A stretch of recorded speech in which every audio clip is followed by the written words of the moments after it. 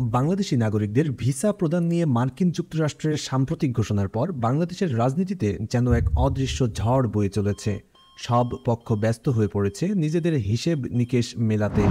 আওয়ামী লীগ ও BNP উভয় পক্ষই যুক্তরাষ্ট্রের নতুন ভিসা নীতিকে সাধুবাদ জানিয়েছে, কিন্তু এটা কেউই অস্বীকার করবে না যে দুই শিবিরেই এখন চলছে চুলচেরা বিশ্লেষণ। তবে দুই পক্ষের লক্ষ্য একটাই, কিভাবে যুক্তরাষ্ট্রের ভিসা ঠিক রেখে ক্ষমতায় যাওয়া যায় বা ক্ষমতায় টিকে থাকা যায়। শনিবার বাংলাদেশ এবং চীন পররাষ্ট্র সচিব পর্যায়ে এফওসি বৈঠক হয়েছে। সেখানে যুক্তরাষ্ট্রের নতুন ভিসা নীতি ঘোষণার পরে চীনের পক্ষ থেকে কিছুটা তৎপরতা দেখা গেছে, তবে রহস্যজনকভাবে নীরব ভারত ও ঢাকায় নিযুক্ত ভারতীয় হাই কমিশনার। বলা হয়ে থাকে একসময় ভারতের চোখ দিয়ে বাংলাদেশকে দেখত যুক্তরাষ্ট্র। এখন ঢাকার চরম সংকটে নয়াদিল্লির অস্বাভাবিক এই নীরবতার রহস্য কি? ইন্ডিয়ান এক্সপ্রেসে প্রকাশিত একটি নিবন্ধে সে বিষয়টি ব্যাখ্যা করেছেন ভারতের বিদেশ নীতি ও জাতীয় নিরাপত্তা বিশেষজ্ঞ নিরুপমা সুব্রহ্মণ্যম। তিনি বলেন, নিঃসন্দেহে ভারত আবারও শেখ হাসিনাকেই ক্ষমতায় দেখতে চায়, কিন্তু বাংলাদেশে অবাধ ও নিরপেক্ষ নির্বাচন অনুষ্ঠান নিয়ে যুক্তরাষ্ট্রের ক্রমাগত চাপের বিষয়ে কোনো প্রতিক্রিয়া না দেখানোর পথ বেছে নেবে ভারত। নিরুপমা লেখেন, প্রধানমন্ত্রী শেখ হাসিনা ভারতের পক্ষে নিরাপত্তা উদ্বেগ সংক্রান্ত বিষয়গুলোতে দ্রুত পদক্ষেপ নিয়েছেন।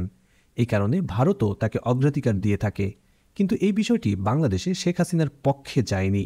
ভারতের সঙ্গে বন্ধুত্ব আরও মজবুত করার জন্য শেখ হাসিনার উদ্যোগ ভারতে প্রশংসিত হলেও বাংলাদেশে বলা হচ্ছে তিনি ভারতকে শুধু দিয়েই যাচ্ছেন।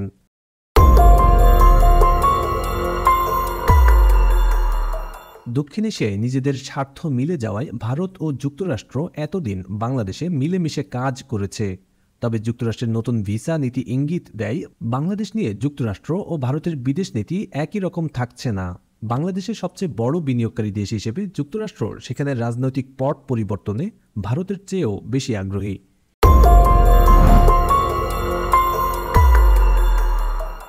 এর আগে গত 16 মে দ্য ফেডারেল নিউজে একটি নিবন্ধ লেখেন বিবিসির প্রখ্যাত সাংবাদিক ও দক্ষিণ এশিয়া বিশেষজ্ঞ সুবীর ভৌমিক। বলা হয়ে থাকে, ভারত সরকারের যেই অংশ বাংলাদেশের সঙ্গে সম্পর্ক দেখভাল করে তাদের সঙ্গে সুবীর ভৌমিকের ভালো যোগাযোগ রয়েছে।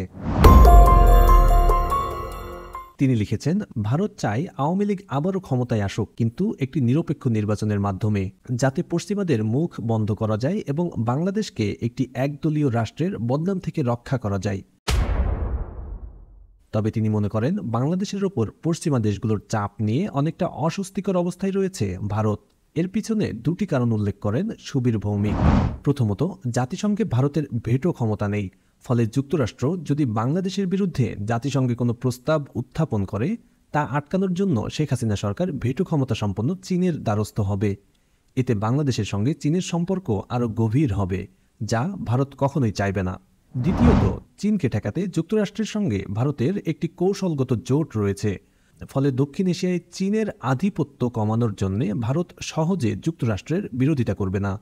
একই কারণে বাংলাদেশে অবাধ ও নিরপেক্ষ নির্বাচন অনুষ্ঠানে যুক্তরাষ্ট্র যেভাবে বল প্রয়োগ করছে তার বিপরীতেও ভারত সরাসরি কোনো পদক্ষেপ নেবে না। এই সংকটের সময়ে ভারত সাবেক প্রেসিডেন্ট প্রণব মুখার্জির মতো ব্যক্তিত্বের অভাব বোধ করছে। বলা হয়ে থাকে 2014 সালের একতরফা নির্বাচনে পুরো পরিকল্পনা সাজিয়েছিলেন এই প্রণব মুখার্জি। সব মিলিয়ে বাংলাদেশ ইস্যুতে ভারত এখন চরম বিপাকে রয়েছে। অভ্যন্তরীণ একটি জরিপের উদ্ধৃতি দিয়ে সুবীর ভৌমিক বলছেন, পশ্চিমা চাপের মুখে একটি ভালো নির্বাচন হলে ক্ষমতাসীন দলের জিতে আসা কঠিন। এই পরিস্থিতিতে পশ্চিমা চাপ মোকাবেলায় সাহায্যের জন্য বাংলাদেশ যদি চীনের মুখাপেক্ষী হয় তা হবে ভারতের জন্য বড় হুমকি। আবার অন্য কোনো উপায়ে ক্ষমতার পট পরিবর্তন হলেও ভারতের জন্য চ্যালেঞ্জ রয়েছে, কেননা এখানকার বিরোধী পক্ষগুলো ইতিমধ্যেই হুমকি দিয়ে রেখেছে ভারতের সঙ্গে প্রধানমন্ত্রী শেখ হাসিনার করা সব চুক্তি পুনর্বিবেচনা করবে তারা।